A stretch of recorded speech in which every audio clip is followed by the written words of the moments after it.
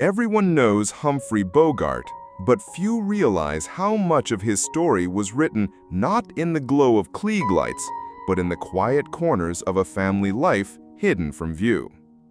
Bogart wasn't just a movie star. He was the movie star.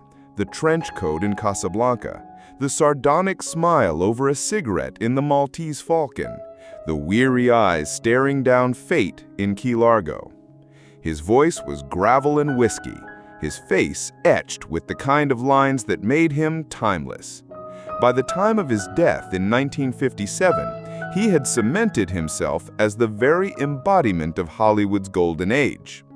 The world remembers him as a chain-smoking tough guy, the reluctant romantic, the man whose on-screen cool made entire generations want to wear fedoras.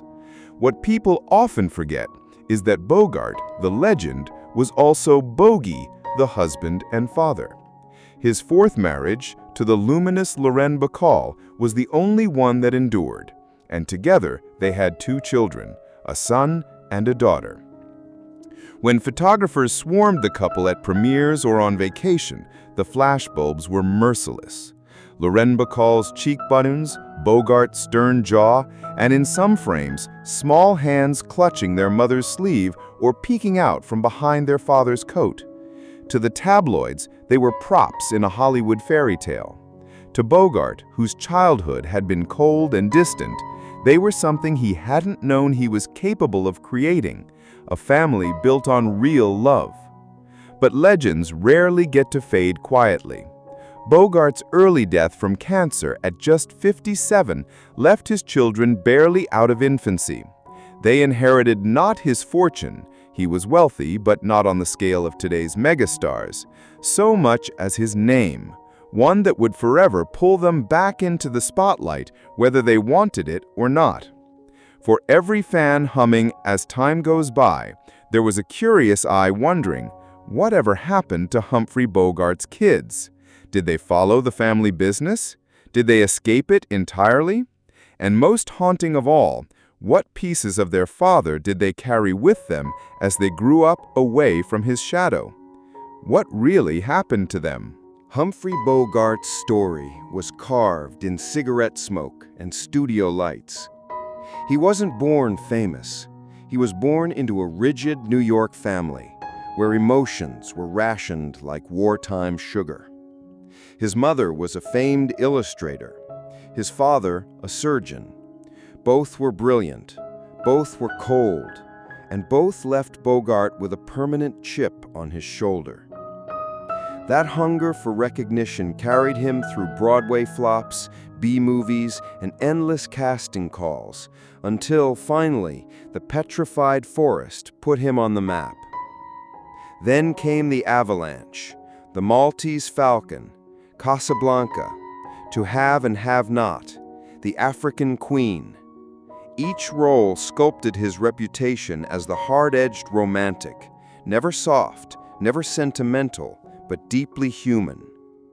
Awards followed, including an Academy Award for The African Queen. At the same time, his private life was a mess of divorces and drinking buddies, poker nights with Sinatra, and feuds with the studio system. He was too sharp to be a company man, too stubborn to be molded. Everything changed when he met Lauren Bacall. She was 19, he was 44. Their chemistry in To Have and Have Not ignited one of Hollywood's greatest love stories. For once, Bogart had a partner who matched him in wit, coolness, and steel. Against all odds, the marriage stuck. In public, they were glamorous perfection, Bogey and Bacall, the couple of the century. In private, they were devoted, flawed, and fiercely protective of their children. But Bogart's star status was never a gentle thing for his family. Paparazzi camped outside their home. Tabloids speculated on their marriage. Even at their most ordinary moments, grocery shopping, sailing, walking the dog, flashbulbs burned the moments into permanent record. And then, abruptly, it ended.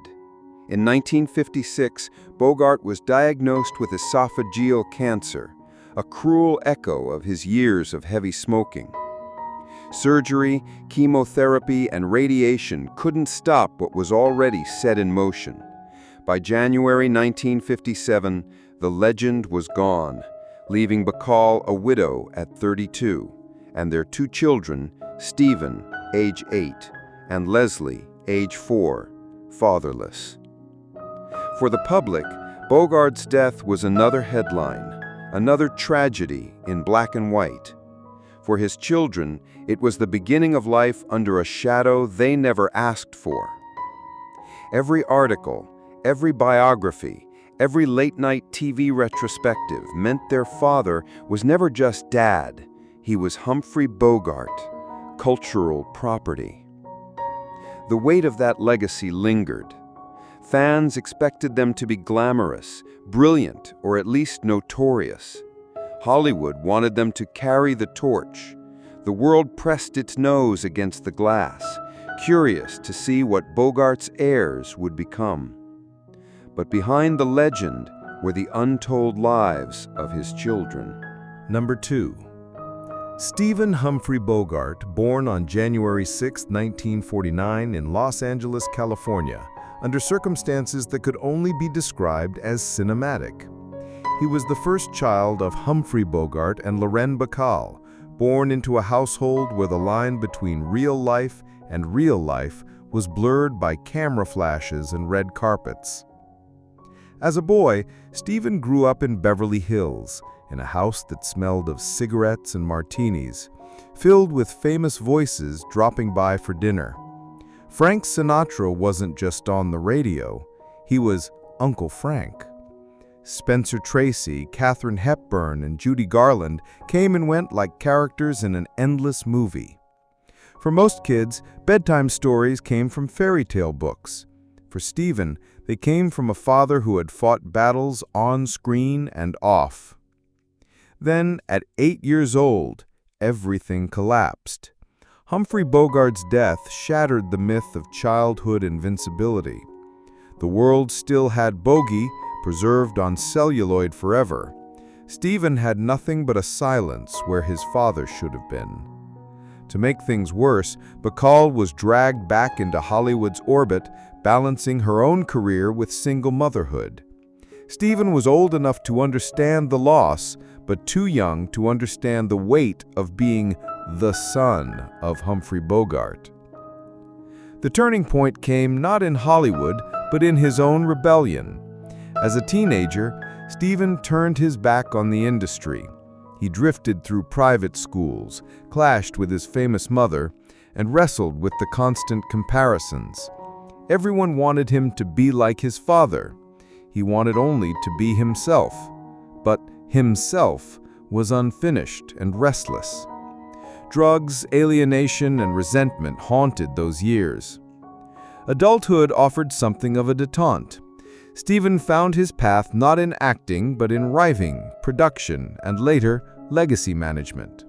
He studied at Boston University, then at the University of Hartford, carving out a space where he could think and create outside of his father's shadow. In time, he reconciled with the Bogart name, not as a burden, but as a brand. He wrote books about his father, Bogart in Search of My Father, and became a kind of custodian of the legend, ensuring that Bogey's face stayed on posters, coffee mugs, and retrospectives. Stephen's career became something strange, half son, half historian. He worked in television production, organized the Humphrey Bogart estate, and hosted annual Bogart film festivals in Florida. The boy who once tried to escape his father's presence now made sure the world never forgot it. In his personal life, Stephen married, divorced, and became a father himself. Parenthood softened his edges, forcing him to consider the inheritance he would pass down. It wasn't just the Bogart name, it was the story of how to live with fame without being consumed by it. Now in his 70s, Stephen Bogart is less a celebrity than a curator of one. He attends screenings, speaks at festivals, and tells the same anecdotes about his father's dry humor and hidden tenderness. To fans, he is a living bridge to the golden age of Hollywood. To himself, he is simply the boy who lost his father too soon, still searching for pieces of him in old reels and fading photographs. The haunting truth is this: Stephen built his adult life around protecting the myth of Humphrey Bogart, but whether he ever found the man behind the legend remains an open question. Number 1. Leslie Howard Bogart, born August 23, 1952 in Los Angeles, under the shadow of a name heavy with meaning. Her parents chose Leslie Howard not by accident, but as a tribute to Humphrey Bogart's close friend, the British actor who had co-starred with him in The Petrified Forest. Howard had been killed in World War II when the plane he was aboard was shot down. Bogart never forgot him, and when his daughter arrived, he honored that memory in the most permanent way possible. Leslie's childhood unfolded differently from her brother's. By the time she was old enough to form memories, Humphrey Bogart was already sick. She was just 4 when cancer claimed him. While Stephen carried actual recollections of their father, Leslie grew up with something more fragile: stories, photographs, and the distorted lens of Hollywood nostalgia. Lauren Bacall did her best to protect her daughter. The paparazzi loved Stephen, the boy heir of Bogey. But Leslie was quieter, smaller, easier to shield. She was raised not as a public figure, but as a private soul. Friends of the family described her as thoughtful, introspective, someone who seemed to notice the silences in a room before the voices. The turning point came in adolescence, when the world began to ask questions she didn't want to answer. Was she going into acting? Would she carry on the Bogart name? Each time she said no, reporters leaned in closer, as if her refusal to join Hollywood was somehow more scandalous than any debut performance could have been. Leslie chose an entirely different path, one defined by healing instead of performance. She became a registered nurse and devoted her adult life to caretaking rather than entertaining. In an irony her father might have appreciated, she spent her career helping people fight the very disease that had taken him. Nursing, unlike acting, didn't involve cameras or applause. It was quiet work, steady work, the kind of work that builds lives rather than myths. Unlike her brother, Leslie never embraced the role of public custodian of her father's image. She rarely gave interviews, rarely appeared at retrospectives, and declined invitations to festivals. She lived in near anonymity, slipping through the cracks of Hollywood's curiosity. Even today, photographs of her are few, scattered mostly across family archives. To fans, she is almost a ghost. But anonymity is its own kind of freedom. Leslie married, built a life outside Los Angeles, and focused on family and service. While her brother wrestled with the Bogart legacy in books and documentaries, she let the world's questions go unanswered. If Stephen is the historian of Humphrey Bogart, Leslie is the keeper of silence. Her story feels less like a Hollywood script and more like a private confession never spoken aloud. That sometimes survival means vanishing, choosing not to play the role handed to you at birth. The last daughter of Humphrey Bogart lives not in the flash of cameras, but in the quiet dignity of her own choosing, a reminder that sometimes the greatest act of rebellion against fame is to simply walk away. Stephen and Leslie Bogart inherited something most children never have to reckon with: a surname that is less a family marker than a cultural monument. To the world, Bogart means trench coats and smoky bars, the eternal last glance of Casablanca. To them, it meant growing up in a house where cameras never seemed to blink, then losing the man who bound it together before they had the chance to really know him. Few people realize how different their paths became. Stephen wrestled with the legacy, fought it, then embraced it, ultimately shaping his adult life around preserving his father's memory. In a way, he became the archivist of Bogey, ensuring his voice and image would remain eternal. Leslie, on the other hand, rejected the stage entirely. She chose healing over spectacle, compassion over celebrity, and found her purpose in silence rather than applause. Together, their lives form a mirror of the choice every child of fame must make. Do you live inside the story, or do you step outside of it? Do you build your existence around the myth, or do you walk away from it altogether? There is tragedy in the fact that both of them lost their father before they could fully understand him. But there is also resilience. They were not swallowed whole by the Bogart legend. They carved their own lives, different lives, while the world went on whispering their last names in darkened theaters. Behind every legendary name are lives the world was never meant to see. If you carried that last name, would you keep it or bury it forever?